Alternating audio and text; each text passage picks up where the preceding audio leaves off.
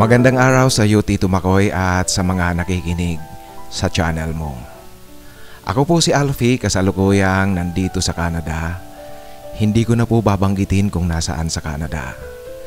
Isa po ako sa mga sumusubaybay sa channel mo sa mga kwento na iyong nilalathala. Hanggang sa naisip ko ring ibahagi itong aking istorya ng buhay ko. Bunso ako sa aming magkakapatid. Tatlo kaming magkakapatid, ang dalawang panganay sa akin ay mga babae. Palibhasa sulong lalaki, ganoon na lang ang expectation sa akin ng tatay ko. Siyempre naman, Tito Makoy, natural siguro yon. Maging ang mga kapatid ko ganoon din, palibhasa mag-isa akong kapatid nilang lalaki. May itsura ako, Tito Makoy, kung pisikal na anyo ang pag-uusapan natin. Lalong-lalo na sa mukha, hindi sa pagmamayabang. Pwede rin ako makipagsabayan sa mga may itsura. Noong panahong bata pa ako yung tipong pwedeng itapon, iwanan, patirahin sa putikan, kaalikabukan, damuhan, kakahuyan o kasukalan. Outgoing ako, Tito Makoy. Hindi ako mahirap na asikasuhin ng mga magulang ko. Baseball ang paborito kong laro noon. Hindi ako kagalingan sa baseball pero napapasama akong palagi sa mga sports competition ng Department of Education. Ang pinakamataas na level na inabot ko ay palarong panlalawigan. Kaya naman, Tito Makoy, ganoon na lang ang tuwa ng tatay ko kasi paborito niya rin ang baseball. Maging sa pag-aaral sa academic, meron din akong ibubuga. Hindi nga lang yung tipong magbabaledictorian o kaya honor student. Basta masasabi ko, Tito Makoy, above average siguro ako.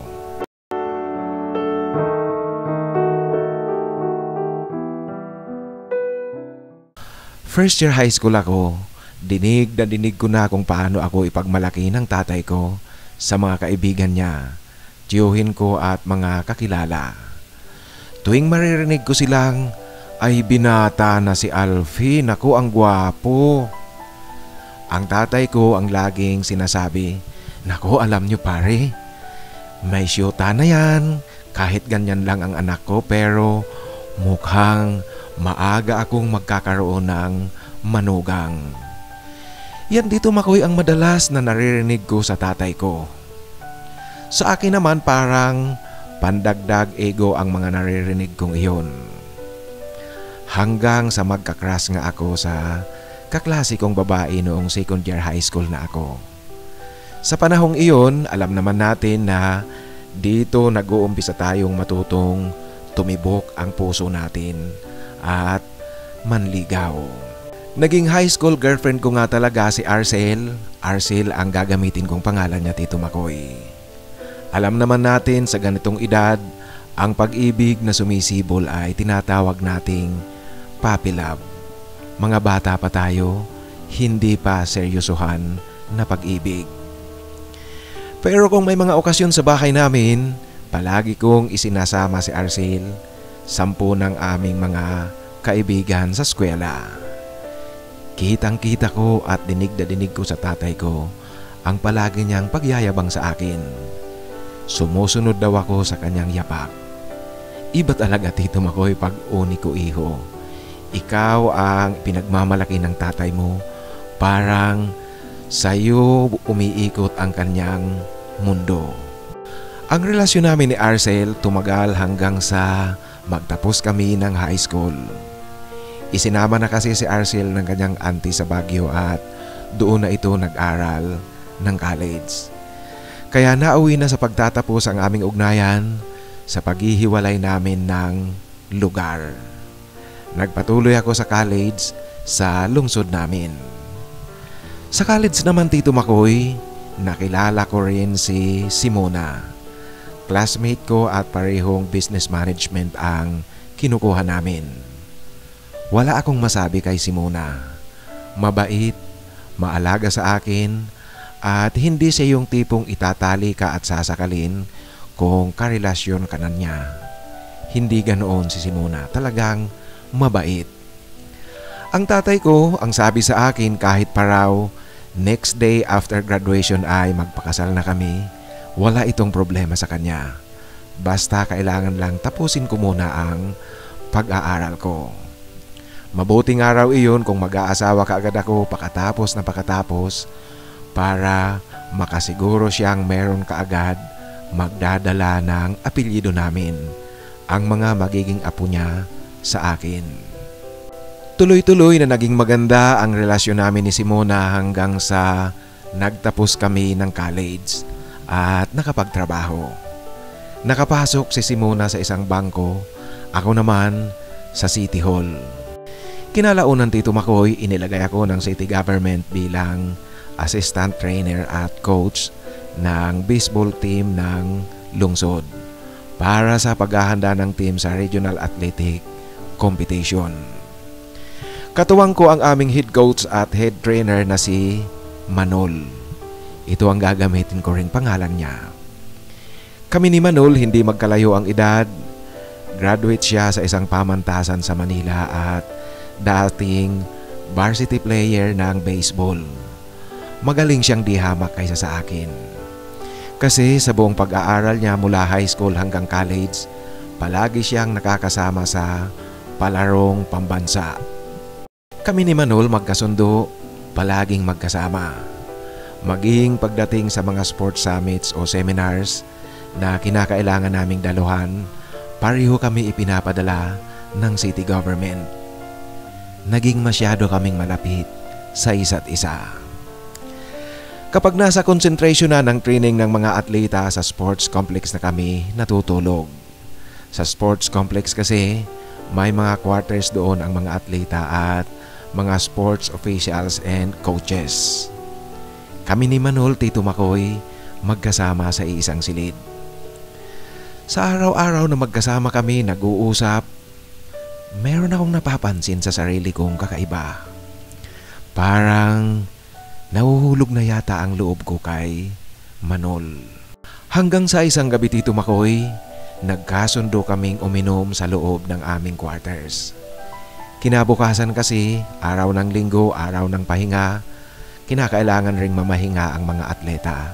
Wala kaming training na gagawin. Kaya uminom kami noong gabi kasama ang ilang coach din ng ibang events. Pero ang mga coaches na iyon ay umalis din kaagad, umuwi sa kanilang bahay kasi lahat sila mga pamilyadong tao. Kami lang talaga ni Manol ang wala pang pamilya. Nagtuloy-tuloy kami sa aming pag-iinuman, naparami ang aming nainom. Natatandaan ko tila yata 3 beses naming inutusan ang utility worker para bumili ng inumin at lulutuing pulutan sa tindahan. Tapos pinagluto rin namin ito ng pulutan at hapunan namin. Sa madaling kwento, Tito Makoy, nalasing kaming pareho ni Manol. Sa tingin ko ang level ng kalasingan, pareho lang pero nauna ako sa kanyang humiga sa tulugan. Sa gitna ng aking pagtulog, nagising akong nasa tabi ko pala si Manol. Sa kalasingan din siguro nagkamali siya ng paghiga. Sa tulugan ko humiga imbes na sa kanyang tulugan. Magkatabi kami ngayong natutulog. Pero Tito Makoy, nakayakap siya sa akin. Sa kalasingan nga siguro nitong si Manol, hinahaplos-haplos niya ako sa aking katawan at hinahalik-halikan ako sa labi. Sa tingin ko, Tito Makoy, nagwi-wet dream itong si Manol. Ganoon pa man, nagpatuloy akong nagtutulog-tulugan. Kahit mula umpisa hanggang sa katapusan, patuloy akong nagtutulog-tulugan. Hindi ako gumaganti kay Manol. Ang duda ko kasi, Tito Makoy, baka sinusubukan niya lang ako. Mamaya niyan, kumalat sa buong delegasyon, nakakahiya. Ang maikalat na attracted pala ako sa lalaki.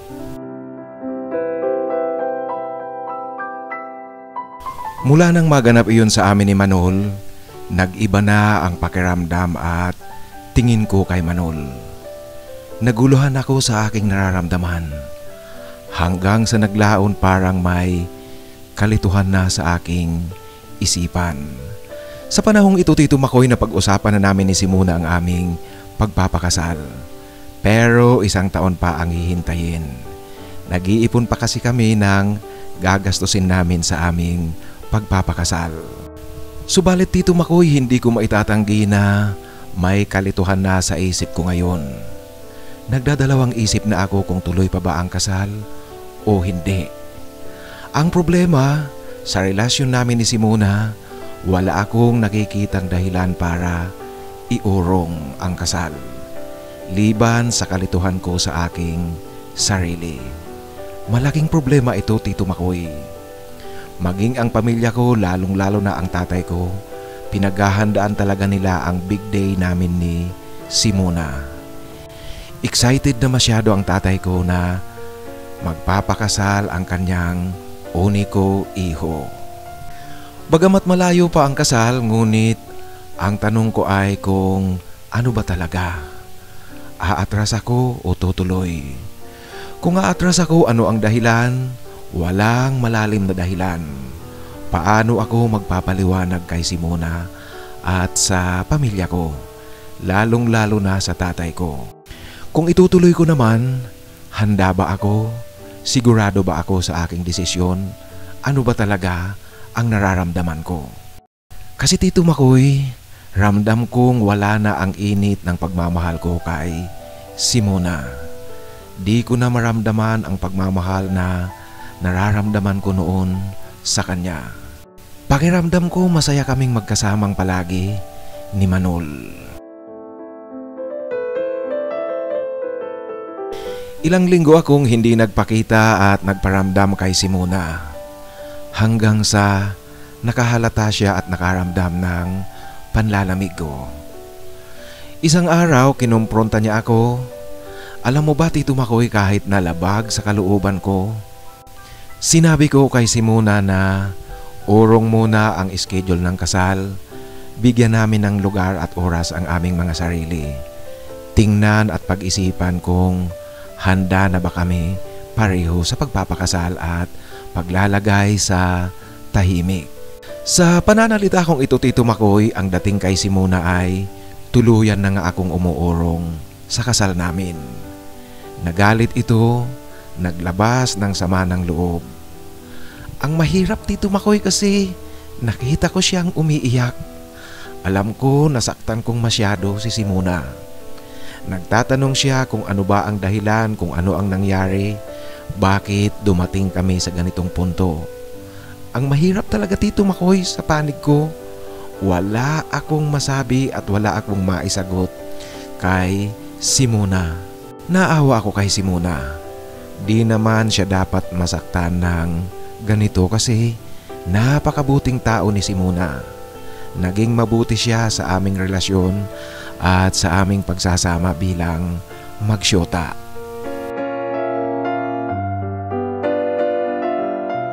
Lumipas nga ang ilang araw, nalaman na ng tatay ko ang totoong sitwasyon namin ni Simona. Nagtatanong ito sa akin. Kitang-kita ko dismayado siya. Pero hindi lang ako kumibo. Hindi rin ako nagpaliwanag. Kasi nga, ano ba ang ipapaliwanag ko? Anong dahilan ang sasabihin ko? Kumalat pa sa mga kaibigan namin ni Simona at mga kamag-anak ko ang pag-urong ko sa kasal namin. Naiinis ako, Tito Makoy, na sumagot sa mga tanong nila. Ayaw kong magpaliwanag ng magpaliwanag. Kasi nga, aaminin ko, nagigilty rin ako, pero anong paliwanag ang sasabihin ko sa kanila? Ito, Tito Makoy, ang lowest at saka darkest moment ng buhay ko. Yung di ko alam kung bakit bigla na lang akong nagkaganito, bigla na lang akong nalilito. Si Manol naman, isang konsolasyon sa akin kasi buhos ang kanyang suporta at pagpapalakas ng loob ko. Ewan ko po ba bakit masaya talaga akong kasama siya at natutuwa ako, nagpapasalamat sa kanyang ipinapakitang suporta. Pero, Tito Makoy, mula noong gabing may naganap sa amin, hindi na naulit iyon. Kaya nga lang, Alam ko sa sarili ko at nararamdaman kong masaya akong kasama si Manol.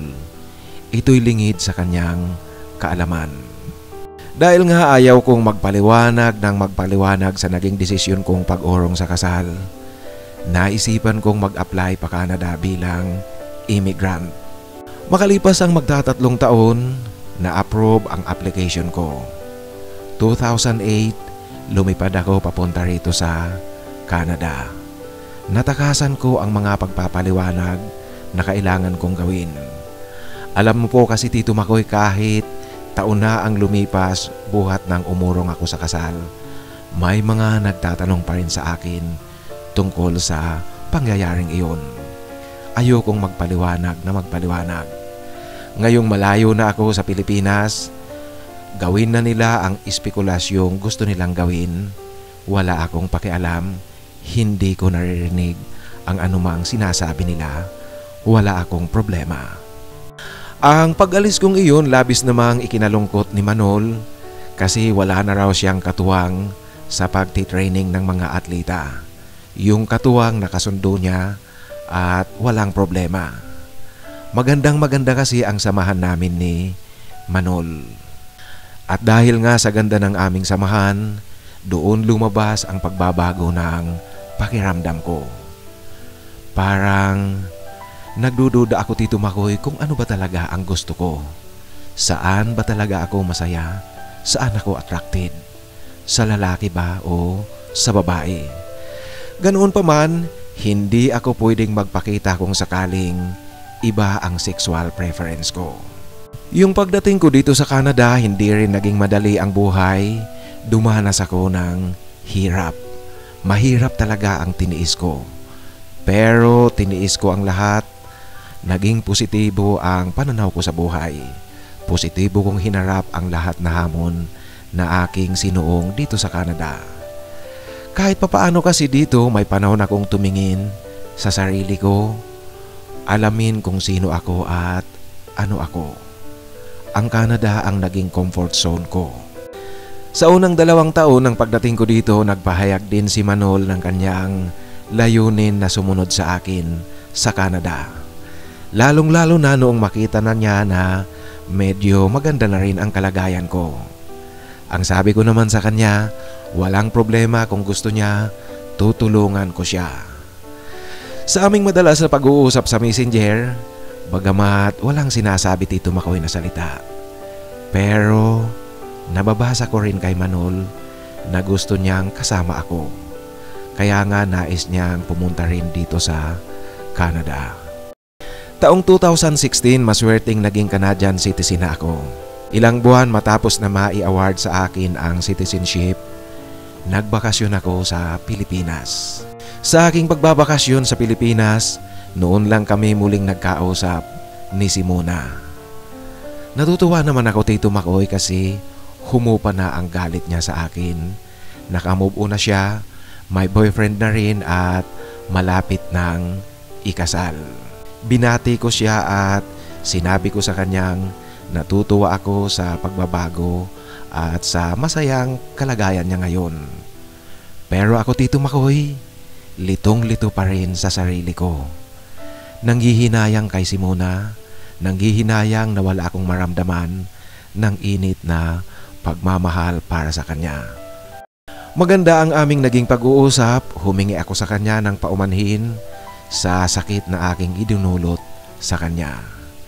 Tinanggap naman ito at naintindihan ni Simona. Matapos ang pag-uusap namin ni Simona, pinuntahan ko rin si Manol sa sports complex para kumustahin.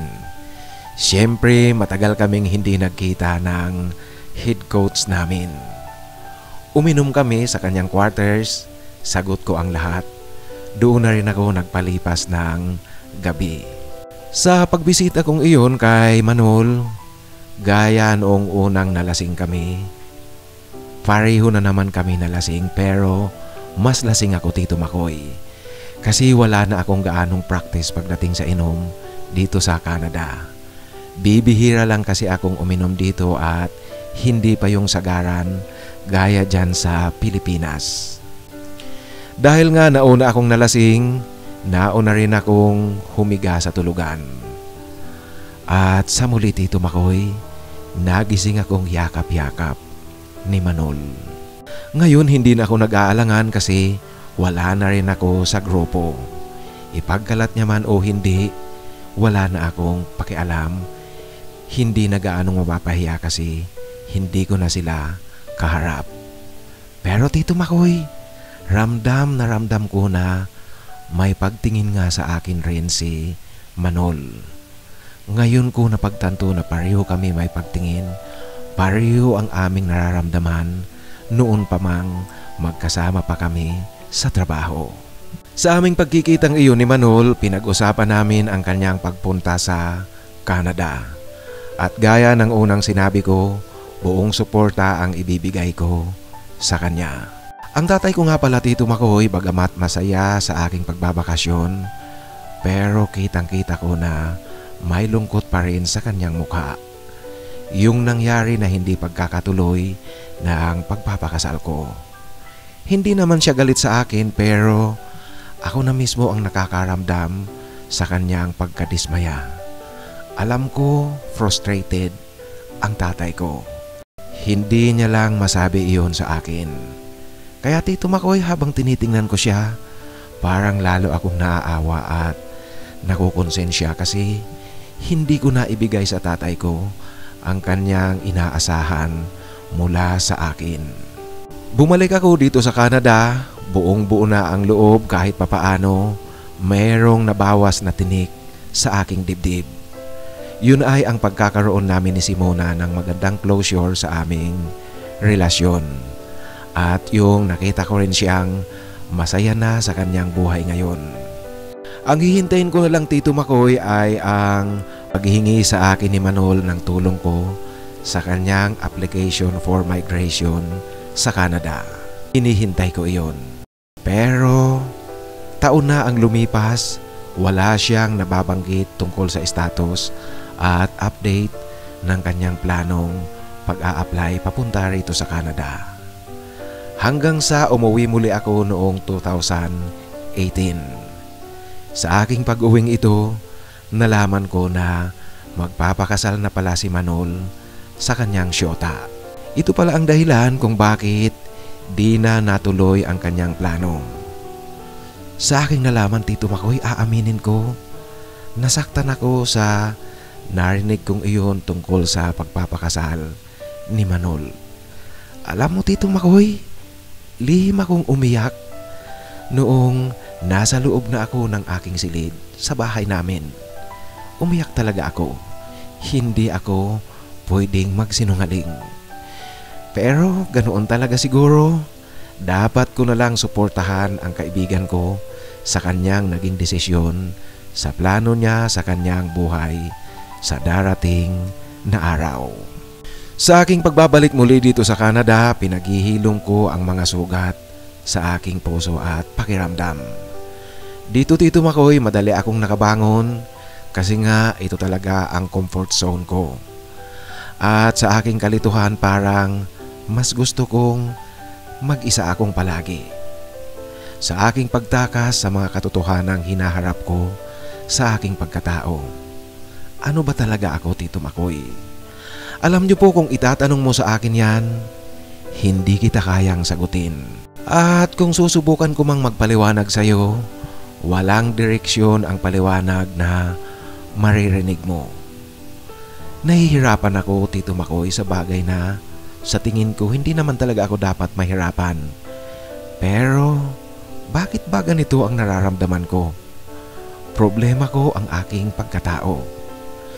Siguro Tito Makoy, mga katulad ko lang talaga yung mga taong nasa pareho kong katayuan, parehong sitwasyon ang makakaintindi sa aking nararamdaman. Mahirap na mahirap ang maging confused. Gustuhin ko mang umibig sa babae, pilitin ko man ang sarili ko, pero wala na talaga akong maramdaman. Hanggang ngayon, single pa rin ako. Hindi ako naghahanap ng pag-ibig dito sa Canada. Pagkatapos ng nangyari sa akin, nangyari sa amin ni Simona at ang nangyari sa amin ni Manol. Higit sa lahat, nariyan din ang awa at konsensyang dinadala ko sa pagbibigay ko ng frustration sa tatay ko. Alam mo Tito Makoy, kung kaya ko lang na ibigay ang iniisip at inaasahan sa akin ng tatay ko, yung pagpapakasal, pagkakaroon ng pamilya, pagkakaroon ng mga anak na dala-dala ang apelyido namin, bakit di ko gagawin iyon? Pero hindi ko kaya. Kaya sa tingin ko Tito Makoy, talagang mas maigi nang dito na lang ako sa Canada. Sa ngayon, bilang pakonsuelo sa aking mga magulang, plano kong isama sila dito sa Canada sa aking muling pagbabakasyon. Inihahanda ko na ang mga papeles para sa application aking isusumite sa Embassy ng Canada sa Manila. Ito na lang ang alam kong paraan para kahit papaano mabigyan ko ng kasiyahan ang aking mga magulang. Lalong-lalo na ang tatay ko, makabawi ako sa frustration na inihatid ko sa kanya. Hanggang dito na lang po Tito Makoy ang aking kwento. Sana mapili at magustuhan rin ng iyong mga taga-pakinig. Lubos na gumagalang, Alfie.